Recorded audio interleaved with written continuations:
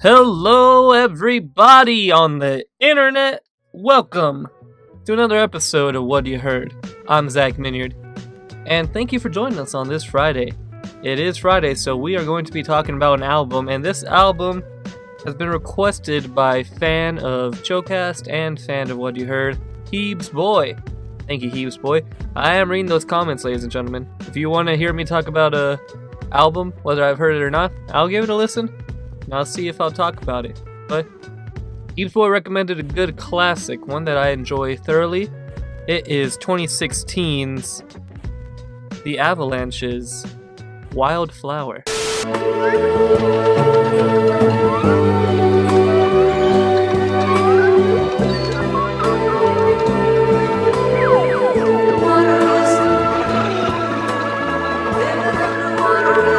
The Avalanches has been around for quite a long time. In 2000, their first album, Since I Left You, made huge waves in the music sphere with its interesting and unique take on sample culture. Now, the Avalanches don't play instruments, they don't sing, they sample.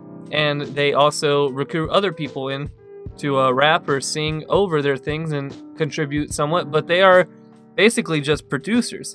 Now, this album, Since I Left You, would influence sample culture for the next decade, but 16 years later, the duo comes out with their newest album, Wildflower, teasing the project with their lead single, Frankie Sinatra. Now, a lot of people are very excited about the Avalanches' return because they were so instrumental, for lack of better words, influential to sample culture, and they were very excited to see what the band would do, especially since they basically didn't do anything for 16 years, and out of nowhere, they pop out Frank Sinatra featuring Danny Brown and MF Doom. Now, when I first heard this song, my friend Paul played it for me in the car, and we were driving from graduation practice. We were graduating high school, and I remember when I first heard that pop beat underneath Danny Brown's trademark nasal delivery, I was instantly hooked. It was such a fresh sound, but it was so familiar at the same time. The extended version of the track that came out is very beautiful, extends into a sample of my favorite things, and then goes right back into a breakdown, and it's just mesmerizing, and it really amps you up, it really gets you. The boys to sing calypso. What did they say? Frankly, my boy, don't know. You haven't the big boys to sing calypso. Office rocker, he's office rocker. Please, Mr. Officer, I only had some vodka, little marijuana, just a few bacon, and only reading circle while here while I'm driving. Player registration, OG license. Cause of that interior, your bitch wanna ride it. Great.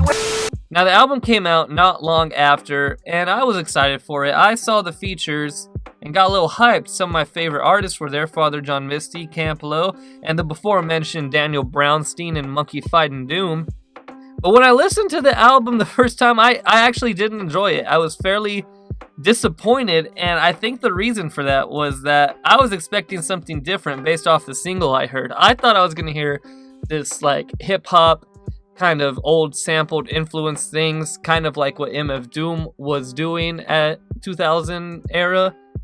But I didn't get that. I got something completely different, and what I did get, I would learn and come back to, was quite special and quite amazing, even if I didn't appreciate it when it first came out. I didn't understand at first when I listened to this album that it was more about capturing a timeless mood with a long variety of samples from across an older time and genre. Some of the movement will be slower and take its time to build a mood, like if I was a folk star or Zap.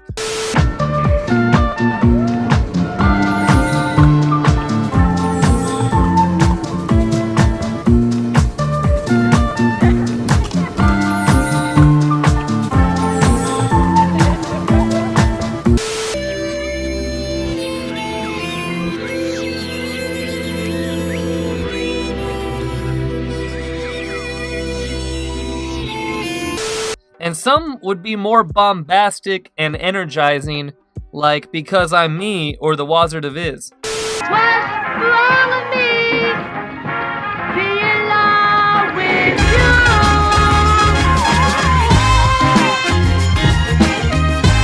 Yeah. That's right.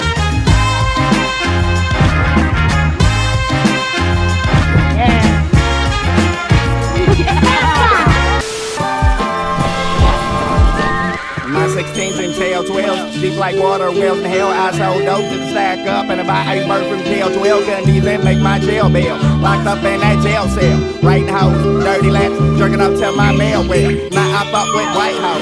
That Some of it's just downright crazy and weird, like the Noisy Eater. Once upon a time, I was a noisy eater. I'm hungry, I want something to eat. Something with a crunch and very sweet. Just woke up so you know the scenario. I'm craving cereal like Cheerios. Maybe Frosted Flakes. Now the entire album has a very chipper and warm mood to it, mostly in part from the older samples of songs and audio from antiquity. There are some odd things in this album. There are several old samples from old Sesame Street animations, feature things like counting and letters. There are samples of children singing Come Together by the Beatles. There are samples from Queens of the Stone Age, samples of old time jazz music or old funk tunes, just all sorts of different things that you're going to hear throughout this album. But none of them ever sound out of place. They only add to the wonder of the album. It's kind of childlike in a way. And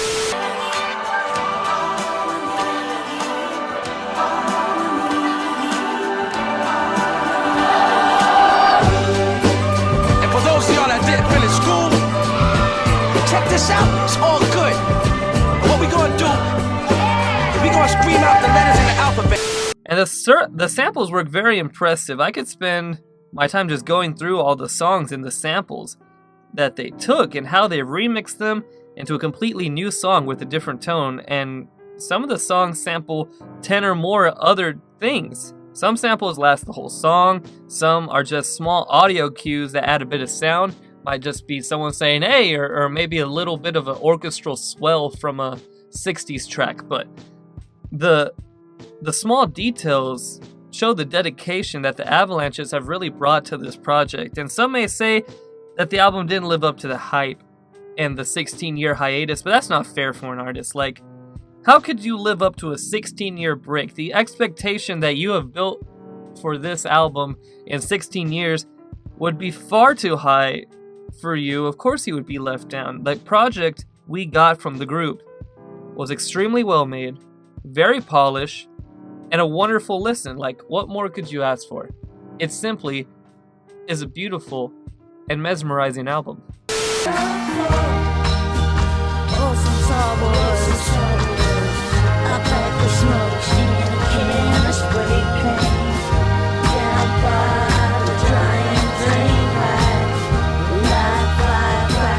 Now that is all we got today, everybody. Thank you for joining us on another Friday What You Heard.